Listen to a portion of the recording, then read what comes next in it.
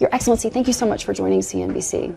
Great to be here. I want to ask you to address the claims that we've heard in media reports that Jeff Bezos' phone was hacked by the Crown Prince of Saudi Arabia. Is there any truth to that? Absolutely not. Total nonsense. Where does that come from? I have no idea. This story was out almost a year ago. It was debunked, but then we rejected it completely.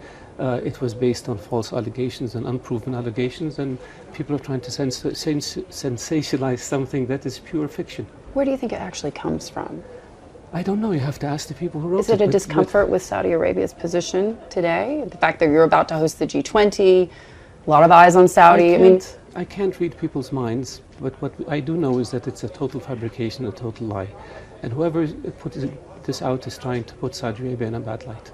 When you think about what happens next, obviously a large delegation coming here to the World Economic Forum, it's a lot of anticipation about the G20.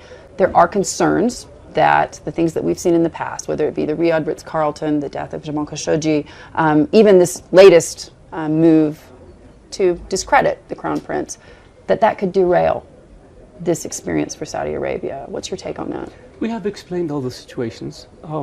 The Crown Prince is leading the reform effort in Saudi Arabia and the implementation of Vision 2030 to try to reduce our dependence on oil, open up new areas for investment, focus on technology, empowering youth and women, and build a better future for our people. As a consequence of the implementation of these reforms, we have seen foreign direct investment in Saudi Arabia go up.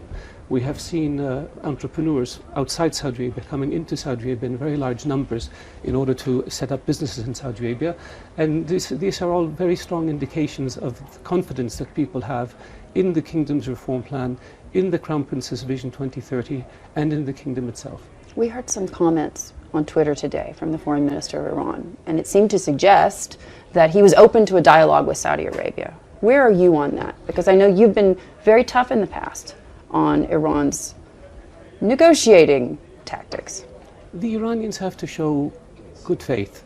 The Iranians have to change their behavior and their policies. They cannot assassinate diplomats, blow up embassies, plan terror cells. They tried to assassinate you. Well, that's different. I don't take it personal.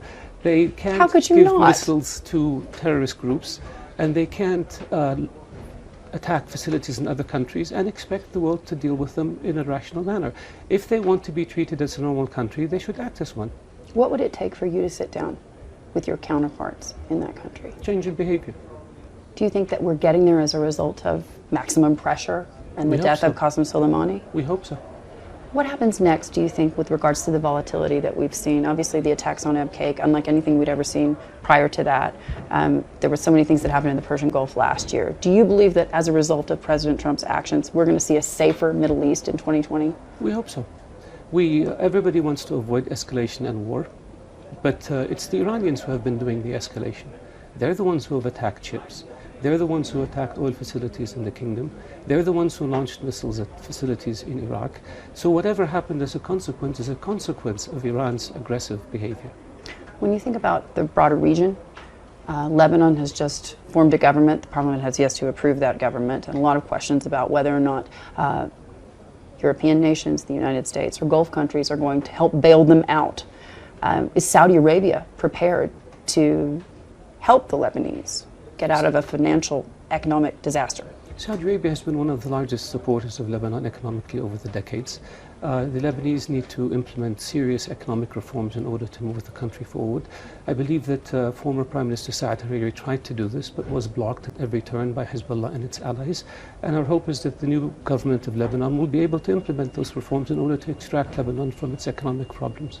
Do you think that Hezbollah will allow that?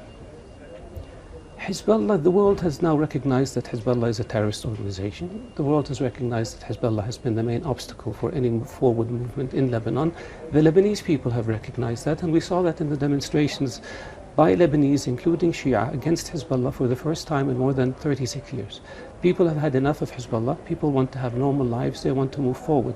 And it is my hope that Hezbollah will listen to this call and change its behavior. Hezbollah is backing this new government.